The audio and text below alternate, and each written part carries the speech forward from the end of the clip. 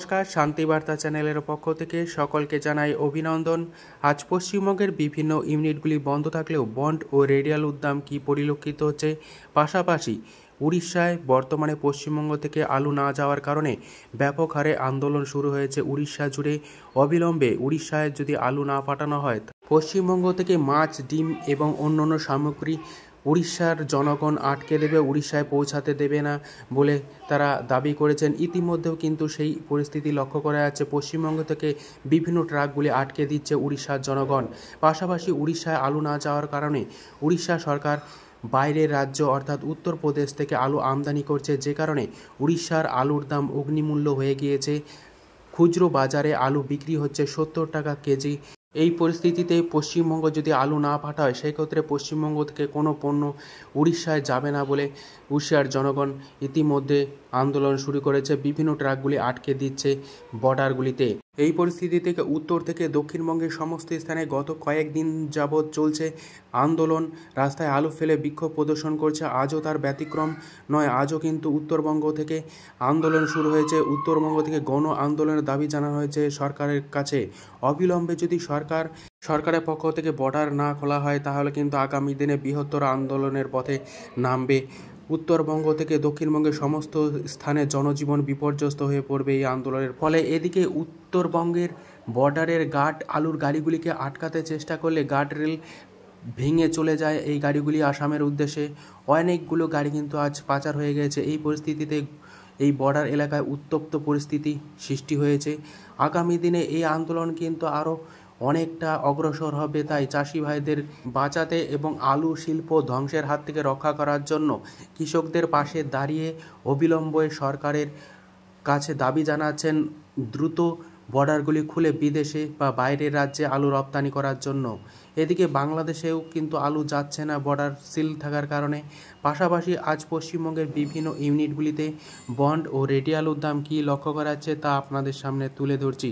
আজ কলকাতা সংলগ্ন হাওড়া জেলার উদয়নারায়ণপুরে জ্যোতি আলুর বন্ডের দাম লক্ষ্য করা আছে 900 থেকে 910 টাকা, যেখানে রেডি জ্যোতি আলুর দাম চলছে 1250 টাকা থেকে 1270 টাকা। পশ্চিম মেদিনীপুর জেলার গড়বেতায় আজ রেডি আলুর দাম লক্ষ্য করা আছে 1150 টাকা থেকে 1175 টাকা, যেখানে বন্ডের দাম চলছে 860 টাকা থেকে 880 টাকা। বিষ্ণুপুর ইউনিটে আজ জ্যোতি আলুর বন্ডের দাম লক্ষ্য করা যাচ্ছে 870 টাকা থেকে 880 টাকা, যেখানে রেডি জ্যোতি আলুর দাম চলছে 1150 টাকা থেকে 1180 টাকা। ঘুষকরা ইউনিটে জ্যোতি আলুর ফ্রি বন্ডের দাম লক্ষ্য করা আছে 880 টাকা থেকে 910 টাকা, যেখানে রেডি জ্যোতি আলুর দাম চলছে 1250 টাকা থেকে 1270 টাকা ডালা কোয়ালিটি হিসাবে।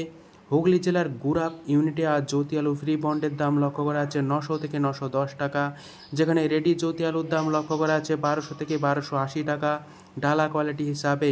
সিমলাপাল ইউনিটে জ্যোতি আলুর ফ্রি বন্ডের দাম লক্ষ্য করা আছে 860 টাকা থেকে 870 টাকা, যেখানে রেডি জ্যোতি আলুর দাম চলছে 1150 টাকা থেকে 1175 টাকা।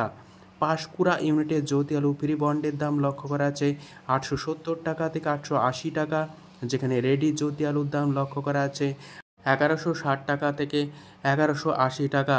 পশ্চিম মেদিনীপুর জেলার চন্দ্রকোনায় আজ জ্যোতি আলুর ফ্রি বন্ডের দাম লক্ষ্য করা আছে 860 টাকা থেকে 880 টাকা, যেখানে রেডি জ্যোতি আলুর দাম চলছে 1150 টাকা থেকে 1180 টাকার মধ্যে।